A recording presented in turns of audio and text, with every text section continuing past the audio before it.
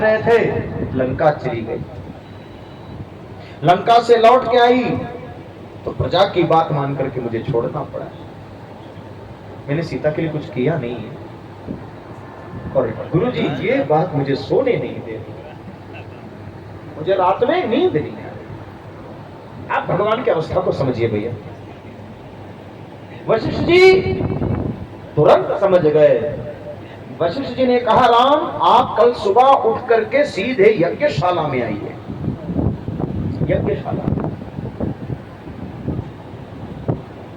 अब गुरु जी ने कहा तो पक्का है। नतीजा क्या हुआ? भगवान सवेरे तैयार होकर के आए यज्ञशाला में।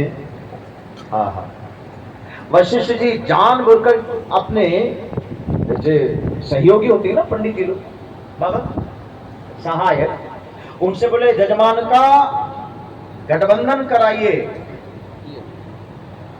अब सहयोगी लोग एक दूसरे को देखने लगे, हे भगवान गुरु जी को क्या हो गया?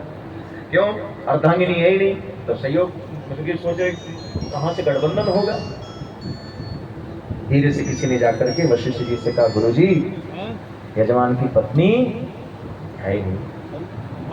वशिष्ठ जी ने कहा, तुमको क्या लगता है? अरे जिसका जन्म हमारे यज्ञ से हुआ,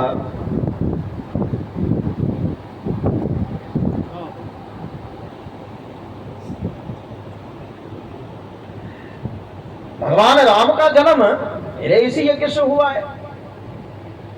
मुझे याद है, लेकिन जब तक गठबंधन नहीं होगा हवन तो नहीं प्रारंभ होगा। वशिष्ठ जी ने बाबा राम जी से कहा, देखो अगर तुम्हारे पास सामर्थ्य हो तो सोने की मूर्ति बना सकते हैं, ठीक है।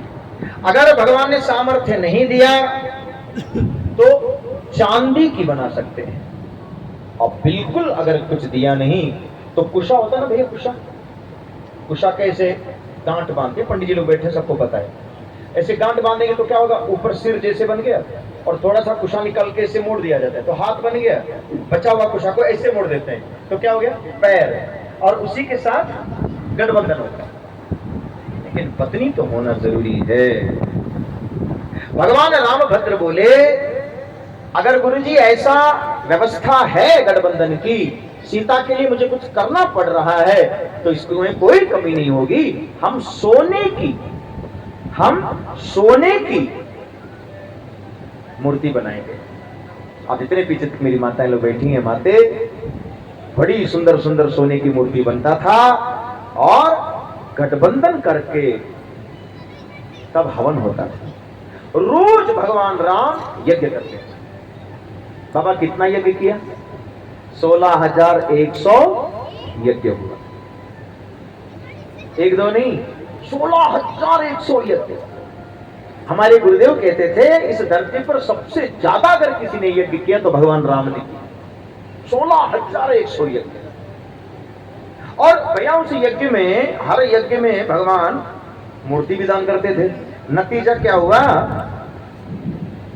ब्राह्मण आशीर्वाद देते थे, क्या? राम हमारा आशीर्वाद है, ये सब तुम्हारी पत्नी बनकर के अगले बार आएंगी। बोलो वृंदावन बिहारी लाल। ये सारी की सारी सीता बनकर के अगले जन्म में आई। जन्म भले ही अन्य जगह पर हुआ, सीता का भी अपहरण हुआ, ये कन्याओं का भी अपहरण हुआ, लेकिन भगवान राम द्वारिकानाथ बन के आए हैं, सबको वापस अपने ही पास लेकर के आए। बोलो कृष्ण कन्हैया लाल। सीता ही है, क्योंकि पिछले बार भगवान से बहुत कुछ छूट गया था, वो सब भगवान ने इस जन्म में सीता जी के साथ व्यवहार में निभाया। माते समझ रहे ना? अब चले, क्यों? जिस प्रसंग को सुनने के लिए हम आज बैठे हैं, 3 प्रसंग, परित्राणाय साधूनाम विनाशाय चतुष्कृताम धर्म संस्थापनार्थाय संभवामि। ये प्रतिज्ञा लेकर के भगवान आए हैं। ये 3 कथाएं, श्लोक भले ही एक है लेकिन कथाएं 3। परित्राणाय साधूनाम, आइए 3 कथाओं में लेके चलो, लेकिन सिर्फ 2 बार भगवान का नाम लीजिए। और भैया आप थोड़ा आगे बढ़ते तो बारिश आ रही। भगवान भी खुश है। बाबा की कथा में एक सुख मिला, क्या? बारिश में कथा करने का सुख भैया इसी जौनपुर में मिला है, नहीं तो हमारा कभी ऐसा भाग्य ही नहीं मिला। जोरदार ताली। क्यों भैया? ये भी एक क्या ही बोले भैया, मान लीजिए कोई बैठ जाए जाकर के शिमला में स्नोफॉल हो रहा हो, अच्छा लगता है कथा बोलने में, है ना? और मुझे मालूम है 7वां दिन है, एक दिन ऐसा नहीं कि कथा में बारिश ना हुई। लेकिन हमारी पब्लिक भी कम नहीं है, क्या? हाँ पंडित जी, बारिश होने दो, आप अपनी वर्षा करते रहो, पब्लिक हिलती नहीं है। ये भी इस गांव की विशेषता है। आप सबका बड़ा बड़ा आभार है, नहीं तो पानी देकर के भाग जाता है, अरे बारिश हो रही है। लेकिन भैया यहाँ से पब्लिक क्या मजा हिल जाए। आइए मेरे साथ सब मिल करके गुनगुनाइए, फिर भगवान का 3 मुख्य लीलाएं जिसके लिए भगवान धरती पर आए उसको सुनते हैं। गाइए मेरे साथ सब मिल करके। गोविंद गोविंद गाइए रे भजो, राधे गोपाल कृष्ण गाइए। गोविंद गोविंद गाइए रे भजो, राधे गोपाल कृष्ण गाइए। गोविंद गोविंद गाइए रे भजो, राधे गोपाल कृष्ण गाइए। गोविंद गोविंद गाइए, मीठी मीठी ताली बजा के राधे गोपाल कृष्ण गाइए। ओ मुरली मनोहर गाइए रे भजो, नंदा के बाल नित्य गाइए। मुरली मनोहर गाइए रे भजो, नंदा के बाल नित्य गाइए। मुरली मनोहर गाइए रे भजो, नंदा के लाल नित्य गाइए। मुरली मनोहर गाइए रे भजो, नंदा के लाल नित्य गाइए। गिरिधारी गिरिधारी गाइए रे, माई मीरा के नाम प्रभु गाइए। गिरधारी गिरधारी गाइए हे गोविंद मीरा के नाम प्रभु गाइए रे। गिरधारी गिरधारी गाइए रे, माई मीरा के नाम प्रभु गाइए। गिरधारी गिरधारी गाइए रे, माई मीरा के नाम प्रभु गाइए। मुरली मनोहर गाइए रे भजो, नंदा के लाल नित्य गाइए। मुरली मनोहर गाइए रे भजो, नंदा के लाल नित्य गाइए।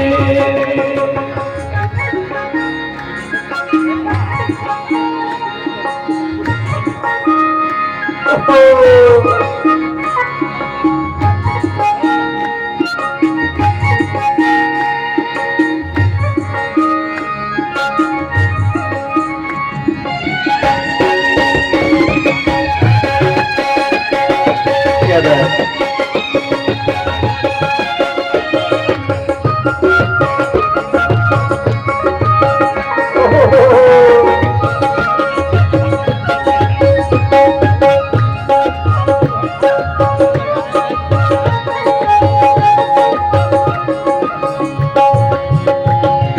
गिरधारी गिरधारी गाइए रे, माई मीरा के नाम प्रभु गाइए। गिरधारी गिरधारी गाइए रे, माई मीरा के नाम प्रभु गाइए ओ गिरधारी गिरधारी गाइए रे, माई मीरा के नाम प्रभु गाइए। गिरधारी गिरधारी गाइए रे, माई मीरा के नाम प्रभु गाइए। गिरधारी गिरधारी गाइए रे, माई मीरा के नाम प्रभु गाइए रे।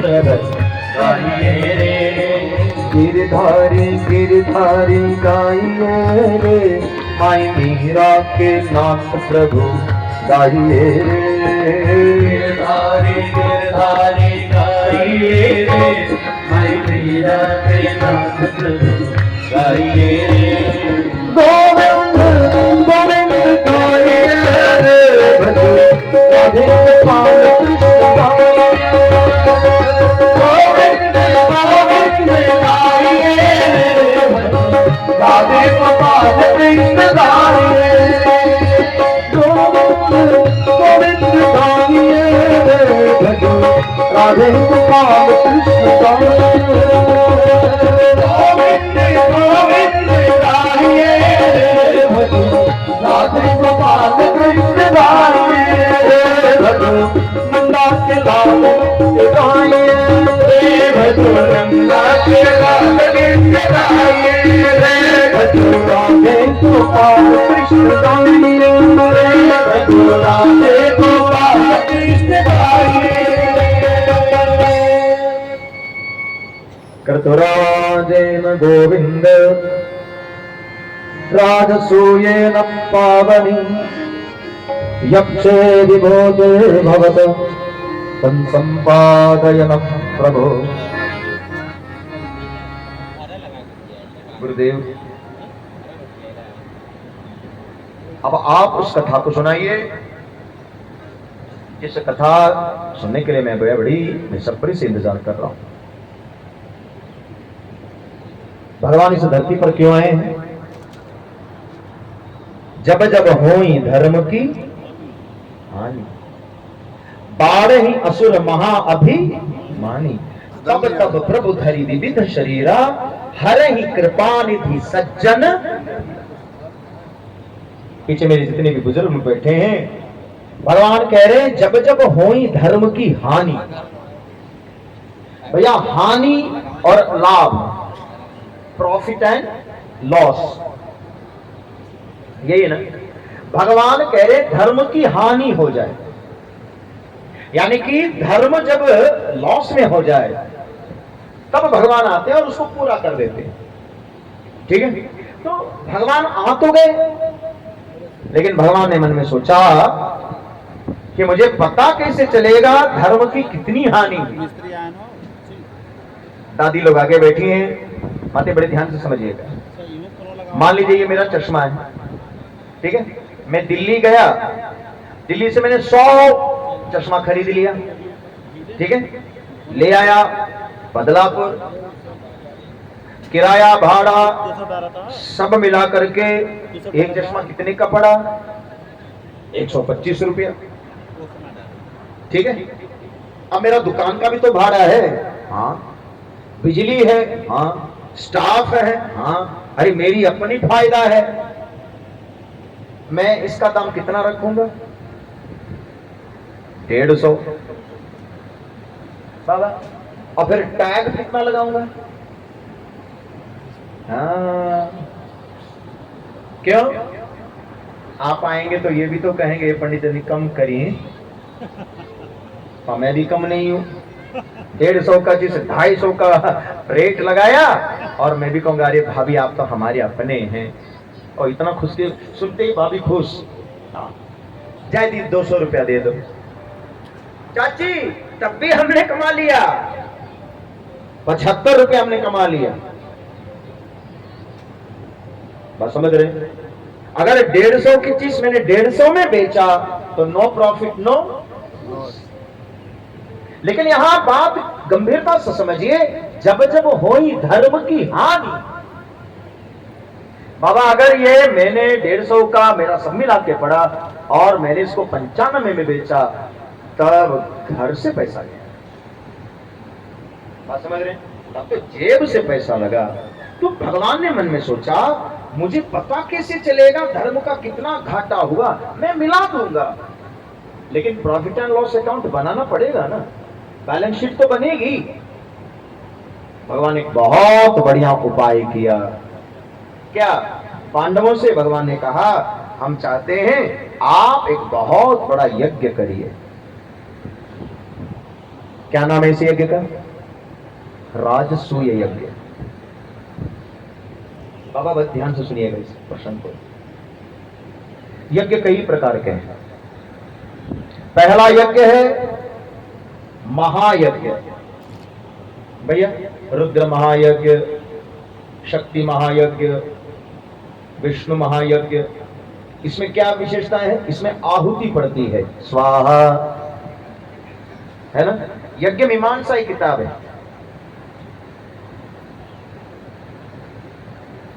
साधारण यज्ञ है ना माते, उसकी आहुति की संख्या 4 लाख है। 4 लाख आहुति पड़नी चाहिए। बाबा अगर नहीं पड़ा तो यज्ञ का कोई मतलब नहीं रहा। ठीक है। ऐसे यज्ञ को माते कहते हैं हवनात्मक। दूसरा कौन सा यज्ञ है? दूसरा यज्ञ है जपात्मक। वो कौन सा है? महामृत्युंजय का जाप। पंडित जी आए, हमने संकल्प दिया, महामृत्युंजय का जाप हो रहा है। भैया अगर उसमें 1.25 लाख नहीं हुआ तो जाप का कोई मतलब नहीं है। बात समझ रहे हैं? तीसरा कौन सा यज्ञ है? वो है नवरात्रि वाला। घर में पंडित जी आए, कलशा रखा, दुर्गा सप्तशती का कितना पाठ होता है? 9। नवचंडी किसको कहते हैं?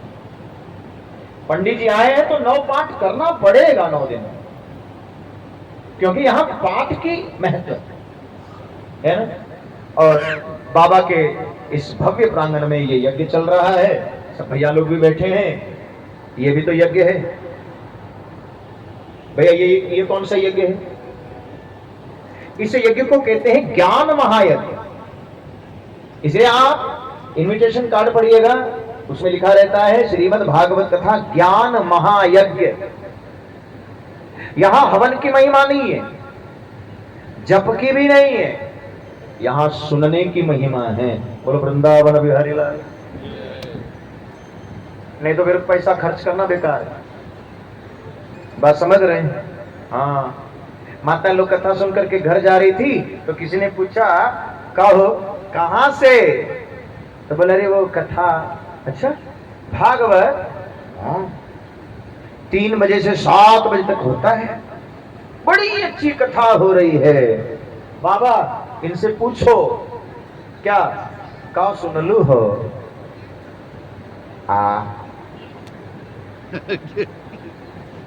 भैया अभी कथा के बाद इनसे पूछिएगा का सुन लू हो? लेकिन सिर सभी हिलाते हैं। क्या कथा में बड़ा आनंद आ रहा है, सुनी क्या? कोई फायदा ही नहीं। सुनो मतलब समझो। कहत कबीर सुनो भाई। कबीर हर बार कहते हैं कहत कबीर सुनो। अरे कबीरदास जी को पता है सब बहरे थोड़ी है। सुनो, साधो, साधु नहीं साधो, समझो, समझने के बाद साधो मतलब उस पर चलो, इसको छोड़ना नहीं, साधो। भागवत क्या है? ये ज्ञान यज्ञ है। यहां सुनने का। नहीं समझ में आया, मैंने पहले दिन की कथा में कहा था 50 बार पूछ लेना चाहिए। क्यों? पंडित जी आए ही इसी के। भैया हमने पंडाल लगाया, हम 4 घंटा बोल भी लिए और आपको पल्ले कुछ पड़ा ही नहीं, हो गया। मैं जहां भी जाता हूं बाबा, मैं अपनी जुबान से कहता हूं नहीं समझ में आया 50 बार पूछिए। मेरा फर्ज है, जब तक आपको बात पल्ले नहीं पड़ेगी, मेरा धर्म है समझाना। ये मेरा भाई, मेरी जिम्मेदारी है ये। भैया एक अद्भुत घटना बताऊं, सुनिएगा।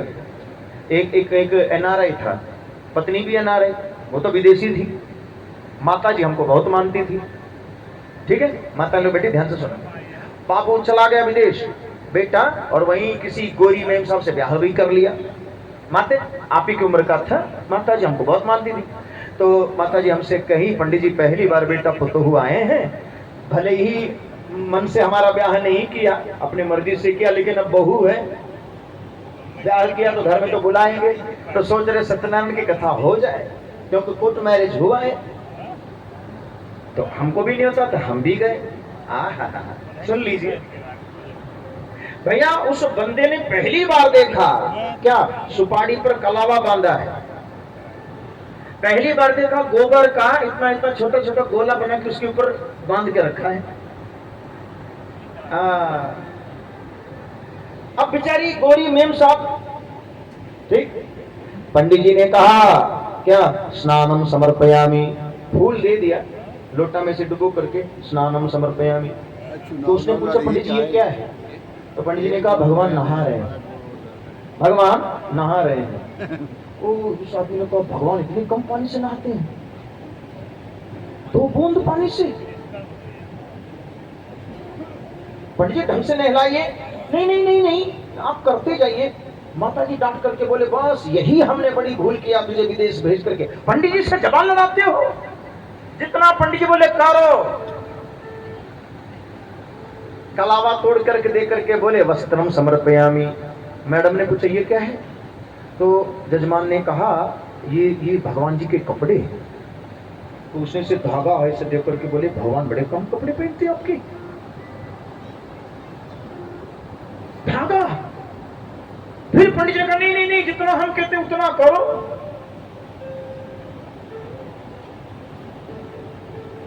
चावल दे दिया। क्या है? बोले सर्वोपचारार्थे गंधाक्ष पुष्पाणि समर्पयामि। सब चीज के लिए ये फूल और पत्ती छोड़ दिया। उस आदमी ने कहा पंडित जी आप भगवान को बेवकूफ नहीं ना बना रहे हैं? क्यों? 4 दाना चावल और कह रहे सब कुछ इसी में है। पंडित जी ने कहा जितना हम कह रहे उतना करो। प्रश्न नहीं पूछना चाहिए, बस भाव है, भाव से पूजा होता है भैया। अब पंडित जी ने कहा दक्षिणा चढ़ा। समझ ही गए होंगे आप। हाँ, लड़का भी कम नहीं है बाबा। और सिगरेट का कागज था और नहीं अंदर का वाला कागज, उसी उठा करके दे करके बोले पंडित जी दक्षिणा रख लो। बोले ये पैसा कहाँ है? बोले आपने कहा ना, क्या भाव है? हमारा भाव है, आप रख लो। गलती किसकी है माते? गलती पंडित जी की है, उसको समझा लेना चाहिए था। हमारे यहां माते प्रश्न से ही कथा है। सूत जी प्रश्न ही का जवाब तो दे रहे हैं, सुखदेव जी राजा परीक्षित का जवाब ही दे रहे हैं। भैया यहां प्रश्न पूछना चाहिए, जब तक नहीं समझ में आया पूछ लेना। इतनी छूट सनातन धर्म में ही मिलेगी और कहीं नहीं मिलेगी। बोलो वृंदावन बिहारी लाल। भाई एक बात और पूछूं, क्या बाइबल पर किसी ने टीका किया है? आप गूगल करिए, क्या बाइबल पर किसी ने टीका किया है? नहीं हो सकता। बाकी जो समझ गए होंगे, टीका किया है? नहीं किया। क्यों नहीं किया है? यहां अलाउ नहीं है साहब। लेकिन हमारे भागवत में तो आपको 150 टीका मिल जाएगा। बोलो वृंदावन बिहारी लाल। क्यों? हमारे यहाँ छूट है प्रश्न पूछने की। जब तक नहीं समझ में आया पूछना चाहिए। तो मैं कह रहा था ये ज्ञान यज्ञ समझने की महत्व। लेकिन भगवान जिस यज्ञ को कह रहे हैं परीक्षित, वो कौन सा यज्ञ है? राजसूय यज्ञ। इसकी क्या विशेषता है? यहां इनमें से कोई चीज की जरूरत नहीं है। भगवान ने कहा छोटे से राजा और सबसे बड़ा चक्रवर्ती सम्राट सबको हम यहां बैठाएंगे और हम आपस में चर्चा करेंगे, क्योंकि युद्ध हमेशा विनाश ही दे सकता है। शांति कैसे आएगी? तो बोले वार्ता से आएगी। माता लोग बात समझ रही हो? हम एक जगह बैठेंगे और आपस में चर्चा करेंगे, हम एक दूसरे का सुनेंगे, निष्कर्ष निकलेगा। बाबा जिम्मेदारी से कह रहा हूं, आज सबसे ज्यादा अगर परिस्थिति खराब, पता है क्यों है? माते बताओ, कोई किसी से बात नहीं करता है, हाँ कि ना? और ये जब से मोबाइल आया है और कम हो गया। क्यों? पत्नी का मोबाइल अलग, पति का अलग, बच्चों का अलग। भैया हाँ, चैटिंग चलता है, अननोन पर्सन।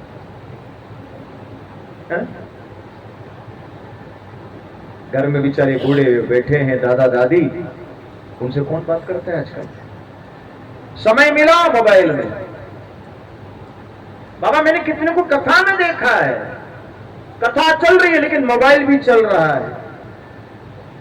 जबरदस्त माया है ये। और भूलना मत माते, ये तुम्हारी यादाश्त को कम कर रहा है।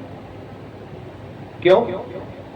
एक जमाना था हम कोई प्रश्न पूछते थे तो किताब ढूंढते थे, और आजकल क्या है, प्रश्न पूछा नहीं तुरंत सर्च, कहां? गूगल पे। और गूगल जो बोल दिया पढ़ लो। भैया कितना नंबर याद है? आप बताइए ना, कितना नंबर आपको याद है? कितनों का नंबर याद है? हमारी यादाश्त धीरे धीरे कम हो रही है। माते परिवार सिकुड़ रहा है। निवेदन यही करेंगे, क्या रात को 8 बजे बाद मोबाइल छूना मना है? भैया कुछ तो समय परिवार के लिए निकालना जरूरी है। हमारे बच्चे हैं, आज हम सबसे बड़ी कमजोर दौर से गुजर रहे हैं, क्योंकि एक दूसरे से हम बात नहीं करते। भगवान ने कहा हम एक दूसरे से चर्चा कराएंगे और शांति का रास्ता खोजेंगे। और बाबा ऐसा मीटिंग आज भी होता है। देश के सभी बड़े बड़े राष्ट्राध्यक्ष एक जगह आते हैं, उसको यूएन कहते हैं। सोचिए 5000 साल पहले भगवान ने ये प्रारंभ किया। अब बुलाने के लिए तो सबको बुला लिया, लेकिन यहां समस्या ये आई, क्या आए हुए मेहमानों में सबसे पहले पूजा किसकी किया जाए, सम्मान किसका किया जाए? क्यों? छोटा राजा है और चक्रवर्ती भी। और आज इस सभा से एक नाम घोषित हो जाएगा। कैसे? बोले जिसको पहला टीका लगेगा वो वर्ल्ड नंबर 1 होगा। बोलो वृंदावन बिहारी लाल। माता लोग बात समझ रही है? माते जब सम्मान की बारी आती है तो ऊपर से नीचे होता है, और भोजन की बारी आती है तो नीचे से ऊपर जाता है। बात समझ रहे हैं? बाबा ये बताइए, पहली माला किसको पहनाएंगे? मंच पर आप आते हो, सबसे माला पहले किसको पहनाएंगे? भगवान को। दूसरी माला बोले भागवत। भैया तीसरी बोले हमको, है ना? अच्छा आप जगह भी देखिए, भगवान हमसे ऊपर बैठे हैं, है ना? भैया 1 फुट नीचे हम बैठे हैं। बात समझ रहे हैं? सम्मान ऊपर से नीचे है। और भोजन की बारी आ जाए तो चाची, घर में खाना बनेगा तो सबसे पहले कौन खाएगा? आप। वाह, नहीं खाते हैं लोग, पहले बच्चों को दिया जाता है, क्योंकि भोजन नीचे से ऊपर जाता है, सम्मान ऊपर से नीचे आता है। यानी कि आज धर्मराज जिनको पहला टीका लगाएगा वो वर्ल्ड नंबर 1 होगा। और भैया यहां तो आफत आ गई। क्यों? सब अपने आप को दावेदार बताने लगे, नहीं हम बड़े हैं, हम बड़े हैं, हम बड़े हैं, हमको टीका लगना चाहिए। नतीजा क्या हुआ? विश्व की शांति के लिए यज्ञ हो रहा था, यहां तलवारें खींचने लगी। अर्जुन ने पूछा, लो कर लो, बात हो गया, मिल गई शांति? भगवान ने कहा हिम्मत रखो। क्यों? अभी दादा की बुद्धि काम करेगी। तुरंत धर्मराज युधिष्ठिर ने सबको शांत कराते हुए कहा, बैठ जाइए। आज आए हुए सभी लोग मेरे अतिथि हैं, लेकिन इस सभा में एक पूजनीय है और बाकी सब वंदनीय है। बाबा अंतर समझ में आ रहा है? माते पूजनीय एक है, बाकी सब वंदनीय है। अपमान किसी का नहीं, क्योंकि बुलाया मैंने। तो बैठे हुए राजाओं ने पूछा कि वंदनीय और पूजनीय पता कैसे चलेगा? धर्मराज युधिष्ठिर ने जो व्याख्या बताई सुनने लायक है। पूजनीय कौन? आई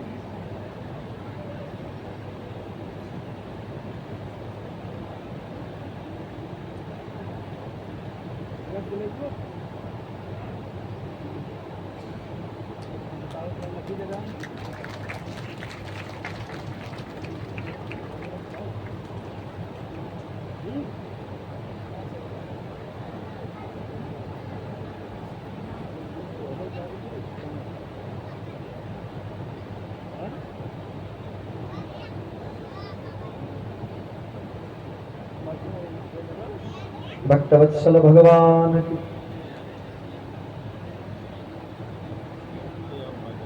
धर्मराज युधिष्ठिर ने कहा,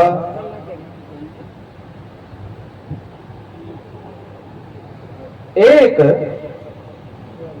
पूजनीय है, बाकी सब वंदनीय है। तो पूजनीय कौन है? धर्मराज युधिष्ठिर ने कहा, जो 4 कसौटी पर खरा उतरे वो पूजनीय है।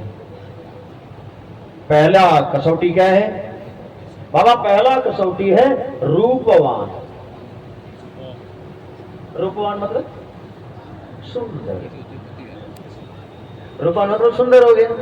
अच्छा, तो सुंदरता की परिभाषा क्या है? हमें पता कैसे चलेगा हम सुंदर हैं? और आप जितनी मेरी माताएं लोग कथा में बैठी हैं, बहनी लोग, थोड़ा ध्यान देना मेरी तरफ। अच्छा, अपने आप को कोई सुंदर कम समझता है क्या? हम सब